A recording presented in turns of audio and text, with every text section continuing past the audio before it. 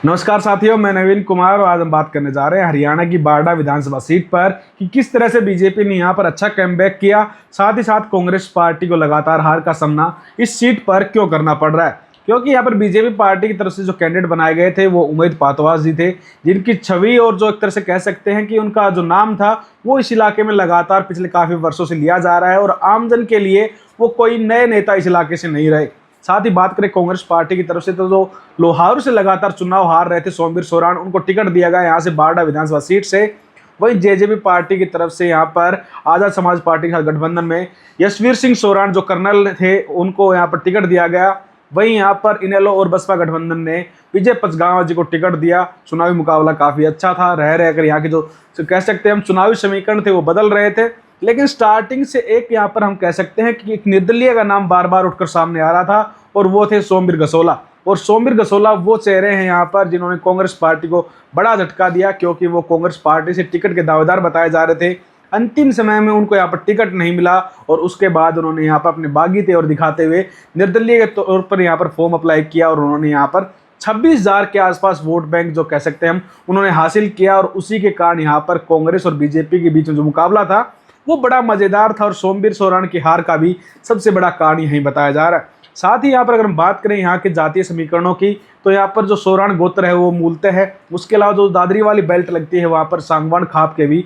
अच्छे खासे गांव हैं। और उसके अलावा इस इलाके में 2024 के लोकसभा चुनाव के दौरान बीजेपी को बड़ा घाटा हुआ था, जब बीजेपी के यहाँ पर भिवानी महेंद्रगढ़ से मौजूदा सांसद चौधरी धर्मवीर सिंह 27,000 वोटों से पिछड़ गए थे। उसके बाद कांग्रेस को उम्मीद हुई कि यहाँ पर किसी भी चेहरे को आप उतार दीजिए, बहती गंगा में हाथ धो लेंगे। लेकिन उस बहती गंगा में हाथ धोने से यहाँ पर कांग्रेस पार्टी को एक तरह से कह सकते हैं बड़ा झटका देने वाला सोमवीर गसोला यहाँ पर चेहरा रहे। साथ ही साथ यहाँ पर एक चीज़ और निकल कर सामने आ रही थी कि जो सोमवीर सोरान लोहारू से आए हैं उनके साथ लोहारू के लोग अधिकतर हैं। साथ ही साथ जो कैंपेनिंग हो रही है चुनाव की उसमें भी यहाँ पर लोहारू के लोगों को ज़्यादा महत्वता दी जा रही है। यहाँ के लोगों से 1 to 1 जाके मिला नहीं जा रहा। हालांकि कांग्रेस पार्टी के जो कोर समर्थक थे उन्होंने यहाँ पर वोट जरूर दिया है सोमवीर सोरान को, लेकिन पिछली बार 2019 के जब विधानसभा चुनाव की हम बात करते हैं तो यहाँ पर श्रीमती नैना चौटाला जी जो हरियाणा के डिप्टी सीएम दूसरे चौटाला उनकी माता जी, उन्होंने यहाँ पर एक भारी भरकम अंतर से यहाँ पर जीत दर्ज की थी। और उस जीत का जो वोट बैंक था जेजेपी वाला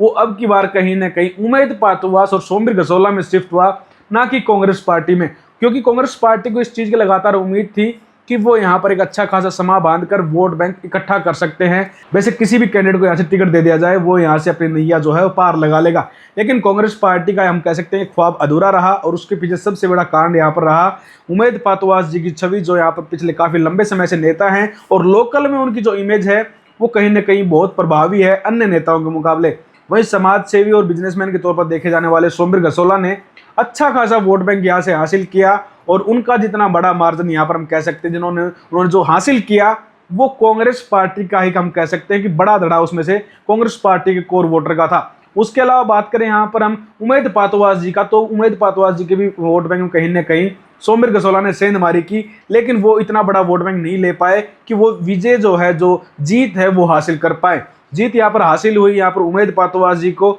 और जो सोरान फैक्टर हम बात कर रहे हैं बार बार यहाँ पर, सुखविंदर मांडी जो बीजेपी के किसान मोर्चा अध्यक्ष थे यहाँ पर प्रदेश के, उन्होंने यहाँ पर टिकट ना मिलने के बाद यहाँ पर पार्टी से रिजाइन दिया। जब पॉलिटिकल पंचायत की तरफ से उनसे बात की थी तो उन्होंने कहा था कि वो टिकट ना मिलने की वजह से नाराज नहीं है, बल्कि वो नाराज इसलिए हैं कि काबिल आदमी को और यहाँ के लोकल जो लगातार पार्टी को सर्व कर रहे थे उन नेताओं को टिकट नहीं दिया गया, इसलिए उन्होंने रिजाइन दिया। और उसके बाद उन्होंने दीपेंद्र सिंह हुड्डा की अध्यक्षता में कांग्रेस पार्टी ज्वाइन की और ज़्यादा से ज़्यादा बहुमत दिलाने की बात भी उन्होंने कही थी। हालांकि उनका कहीं ना कहीं चेहरा काम आया कांग्रेस पार्टी को और सोरान जो गोत्र है उसके जो वोट बैंक है उसको कहीं ना कहीं उन्होंने दिलवाने में योगदान जरूर दिया होगा। लेकिन अंदरूनी खाने क्या चलता है पार्टी के अंदर वो फिलहाल देखने को मिल रहा है। यहाँ पर कांग्रेस पार्टी का अधिकतर नेता फिलहाल हमलावर है यहाँ पर भूपेंद्र सिंह हुड्डा पर, क्योंकि टिकटों का जो वितरण हुआ उसमें अधिकतर उनका नाम ही सामने रहा कि भूपेंद्र सिंह हुड्डा ने टिकटों का वितरण किया। साथ ही साथ लोग यहाँ पर कुमारी शैलजा पर भी आरोप लगा रहे हैं कि उन्होंने अपनी पार्टी की जो पैरवी थी वोटों के लिए वो अच्छे से नहीं की।